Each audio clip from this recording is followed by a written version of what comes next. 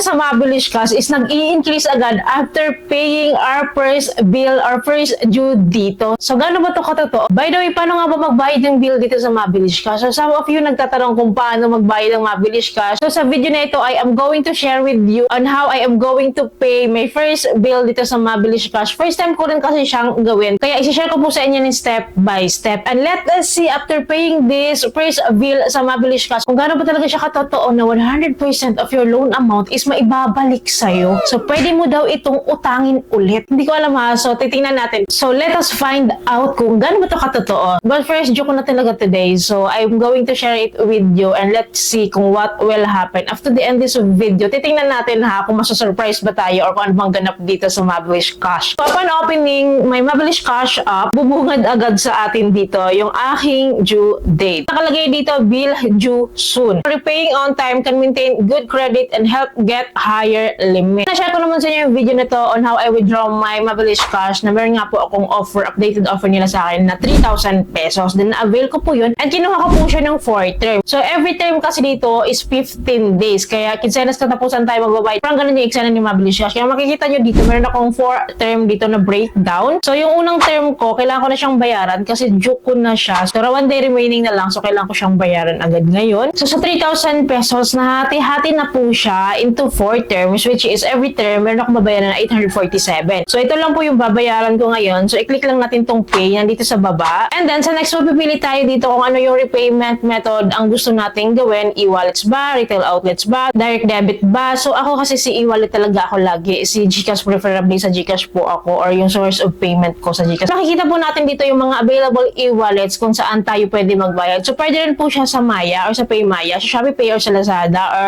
yun nga sa GCash. Ito yung 4 na e-wallets na ina-allowed nila na pwede tayong magbayad dito. And then kung ibababa naman natin dito sa mga retail outlets, pwede rin po tayong magbayad dito through 7-Eleven, Cebuana, MLuia, USSC, True Money. And then dito sa direct debit, ay na-allow lang po nila isa Union Bank. So anyway, sa GCash tayo, click natin to si GCash. So pag kinlik po natin to si GCash, makikita po agad natin dito yung instruction kung paano magbayad sa GCash. So nakalagay dito step 1 to step 6. So may guide po tayo kung paano magbayad. Hindi pala tayo direct na magbayad dito sa app. So meron pala silang guide. For example, GCash nga po yung pinili ko. So magbibigay sila ng instruction paano bayaran. Like this, lagyan to GCash daw, then tap pay bills, and then tap loans, then select SkyPay. So pipil up na natin yung mga kailangan na details, and then review and pay. Ganun lang. Then gabihin po natin yung reference number. Gagawin natin ngayon to. So pumunta ngayon tayo sa aking GCash account. Click natin tong bills, and then hanapin natin si loans. So yan naman i-click natin. Click natin si loans. So search biller tayo, which is hanapin natin si SkyPay. So iisa lang si SkyPay dito. Nakalagay ito SkyPay loans. So eto na yun. So click natin to si SkyPay loans, and then fill upan natin tong form na binigyan ni SkyPay sa atin. Please no, meron pala siyang additional charge na 10 pesos every transaction, nakalagay na dito. So standard nila to. So fill upan natin ngayon yung amount worth 847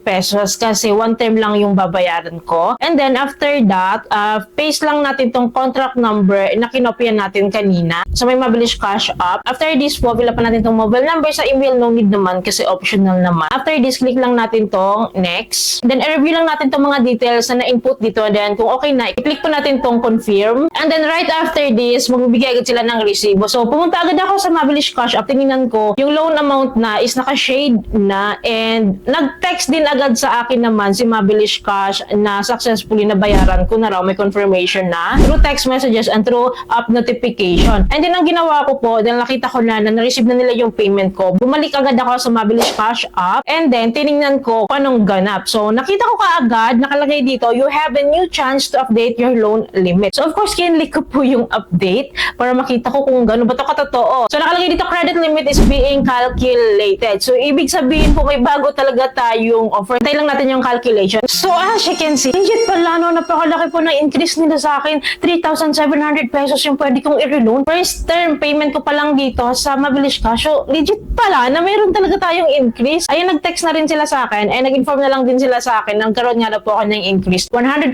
of my loan amount daw. So which is true. Kasi prior to this kasi, ang loan amount na in-offer nga po nila sa akin is 3,000 pesos. First payment ko pa lang dito, binalik na agad nila yung 3,000 pesos pesos with 700 pesos pa, 3,700 pesos. May additional pang 700 pesos. But this time, napansin ko wala na akong discount interest like nung una na meron pa akong pa-coupon. Ay, malaking bagay yun ha. Kasi bumaba po yung interest ko nun to 6%. And then, makikita nyo dito na na-unlock na po natin yung 8 terms of payment. Kasi sa last loan availment ko dito, 4 terms lang yung pinakamahabang in-offer nila sa akin na payment terms. Ngayon, 8 terms na. Pumapatak po na 4 months to pay na siya. So, meron silang offer sa akin na 3,700 pesos. Eh, nakalagay po dito sa baba, meron akong countdown. Nakalagay dito ha, parang 72 hours. Ibig sabihin po nito, 3 days, dapat ma-withdraw ko. Tama ba? Yun yung pagkakaintindi ko kasi nakalagay dito, withdraw first. So, I don't know kapag natapos ko tong 3 days at hindi ko siya withdraw, magbabago kaya or mawawala kaya. Let's see, i-update ko naman kayo. Kayo ba, ano ba experience nyo dito sa mga naka-experience ng ganito? Kapag ba hindi natin to withdraw, nawawala siya? So, paki-comment down below naman. And then, yun nga, nakalagay na rin dito, ang next repayment ko nga, which is yung second term ko na is sa katapusan niya, July 28 pa. So, nakalagay din yan dito. And then, which is, na-amaze lang ako ha. I was amazed kasi first payment mo pa lang talaga sa Mabilis Cash, which is po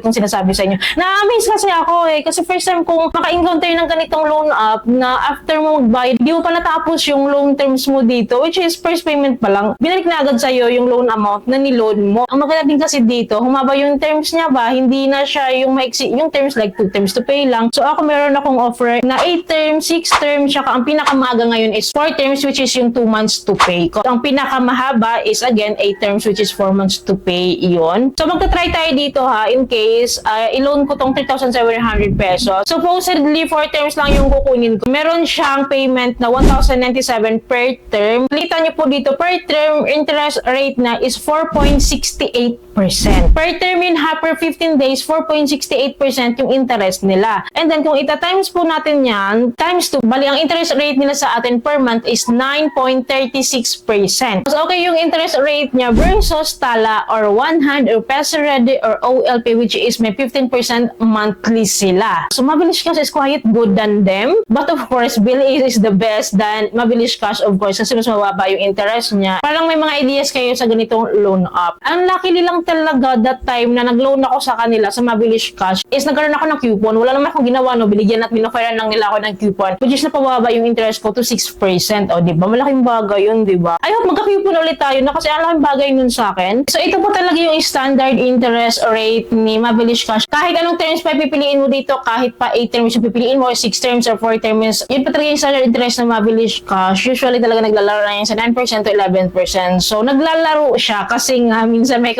kasi may pa-coupon siya. Minsan talaga wala and yung standard yung nababayaran natin dito. So, ako po kasi hindi ko muna siya i-grab. Hindi porket may offer sa atin na bago i-grab natin. Do pwede naman and may opportunity tayo. Kung may panggagamitan tayo like emergency purposes, at least makaabang na to dito. Nandito na siya and anytime pwede natin kunin. Kasi this time po, hindi po muna ako maglo-loan kasi hindi ko naman siya kailangan. And hindi pa po ako tapos magbayad ng loan dito. May 3 terms pa akong babayaran. Tatapusin ko siguro muna yun. Depende yun ha. Malay mo magkaroon ako ng emergency or immediate money na kailangan kong mag-withdraw. So, malay mo, i-share ko naman yun sa inyo. But this time, hindi muna. Kayo ba gusto kong malaman yung experience dito kay Mabilis Cash regarding this bagong offer nila, bagong loan offer nila, or yung mga ganap nyo sa Mabilis Cash? Ano yung experience nyo? Kasi ako talaga, medyo nabibetan ko na talaga to si Mabilis Cash ngayon. Kasi diba, legit yung increase niya. And hindi po kasi ako nakaranas sa kanya ng mga harassment. Tumatawag sila upon due date mo. Tumatawag talaga sila, magka-remind sila or mag-detect sila. Ganun lang naman, wala namang harassment na nagaganap. Wala naman din ako naging problema dito. So, ang loan offer kasi na ganito is a privilege lang talaga. So, at least kahit pa paano, hindi na tayo kailan mangutang sa mga tao na mga ganitong small amount lang naman. Meron tayong uutangan na loan up na kahit pa paano maaasahan talaga natin. So, this is really good ha sa mga katulad kong mga mommies na back to school na. So, meron tayong pwedeng utangan. Pang tuition fees ba yan or back to school materials or gamit ba yan sa school or uniforms ba yan pambili or kinapos ka lang or pambayad mo ng bills. So, pwede po natin lapitan si Mabilis Cash. So, anyways, i-update ko kayo time to time dito kay Mabilis Cash ha. Mag-update ako ng mga ganaps ko dito. Lagi ko po yan i-share sa inyo. Kaya po dapat nakasubscribe kayo and click yung bell button para lahat po ng videos ko is updated po kayo. And kung nagustuhan yung video, please don't forget to like, share, and I hope po may natutunan kayo sa video ito. Thank you po for watching this video. Bye!